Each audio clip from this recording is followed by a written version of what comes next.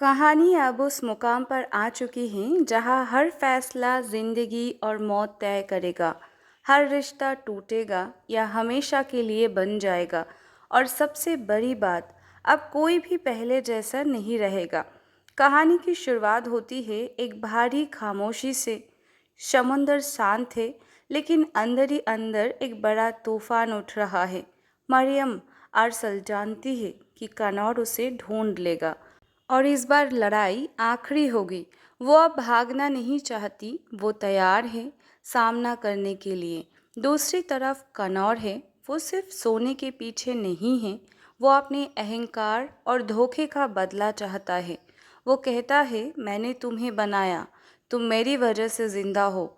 यह कनौर खुद को भगवान समझने लगता है, लेकिन असल में वो अंदर से टूटा हुआ इंसान है।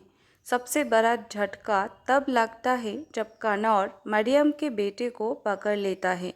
यही से कहानी पूरी तरह बदल जाती है। मरियम अब लुटेरा नहीं, योद्धा नहीं, सिर्फ एक माँ बन जाती है। वो कहती है, मुझसे लड़, उसे छोड़ दे।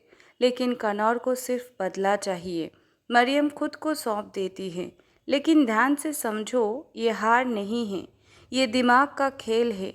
वो समय खरीद रही है, सही मौके का इंतज़ार में। कनौर अपने लोगों के सामने सच खोल देता है। अरसली ब्लडी मेरी है, उसने सोना चुराया, सबको धोखा दिया। लेकिन उसकी अपनी टीम ही उसके खिलाफ होने लगती है। कुछ लोग कहते हैं, हम क्यों मरे, ये मिशन पागलपन है। यह से कनौर अकेला पड़ने लगता है। यह कहानी एक गहरी बात बताती है।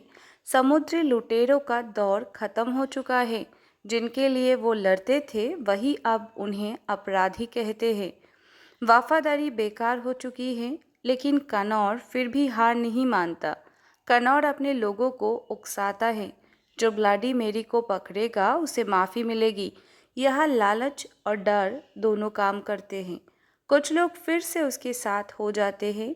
मरियम अपने बेटे और साथियों के साथ एक पहाड़ी किले में पहुंचती है। अब वो छुप नहीं रही, जंग की तैयारी कर रही है। उसका प्लान है दुश्मनों को अलग करना, धीरे धीरे ख़त्म करना, आखिरी में कनौर को मारना। ये एक मास्टर प्लान है। जैसे ही दुश्मन आते हैं, छिपकर हमला होता है, रास्ते बंद कर दिए जाते हैं, आग लगा दी जाती है, पूरा किला युद्ध भूमि बन जाता है। यहाँ हर सीन टेंशन, डर और एड्रेनलिन से भरा है। इस लड़ाई में कई साथी मारे जाते हैं। मरियम सब देखती हैं, लेकिन रुकती नहीं, क्योंकि आप पीछे हटने का मतलब है बेटे की मौत, सब कुछ खत्म।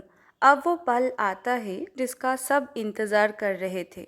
आमने सामने कनौर और मरियम, दोनों के बीच सिर्फ नफरत नहीं है, एक पुराना रिश्ता भी है। कनौर, चलो हिसाब बराबर करे। लड़ाई के दौरान कनौर मरियम को दोष देता है। मरियम अपने फैसलों को सही ठहराती है। दोनों अपने अपने सच में सही है, लेकिन रास्ते अलग हैं। आखिरकार मरियम जीत जाती है, कनौर हार जाता है। ये सिर्फ एक इंसान की हार नहीं, ये लालच और अहंकार की हार है। लड़ाई खत्म हो चुकी है, धुआं छटता है और एक नया सवेरा शुरू होता है। मरियम अब फैसला करती है, भागेगी नहीं, छुपेगी नहीं, अब वो जिएगी। उसका बेटा जिंदा है, यही सबसे बड़ी जीत है। ना सोना, ना बदला, सिर्फ परिवार। अंत में अरसल कहती है, मेरा नाम मरियम है। ये सिर्फ नाम नहीं, ये एक नया शुरुआत है।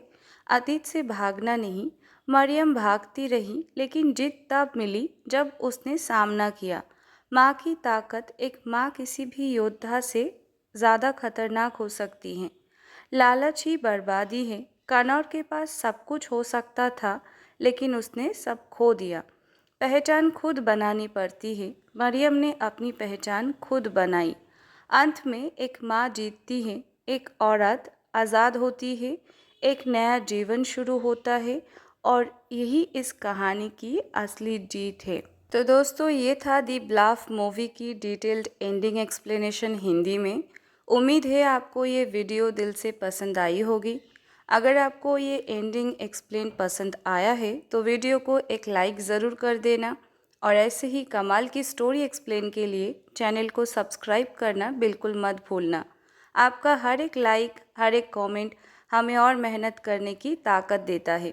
नीचे कमेंट करके ज़रूर बताओ आपको ये एंडिंग कैसी लगी और अगले वीडियो की स्टोरी पर चाहिए, क्योंकि हम लाते रहेंगे ऐसे ही दिल को छू लेने वाली, दिमाग हिला देने वाली और पूरी डिटेल में समझाई गई कहानियाँ। मिलते हैं बहुत जल्द अगले वीडियो में ऐसे ही रोमांचक और एडवेंचरस कहानियों के साथ। तब तक के लिए अपने ख्याल रखिए।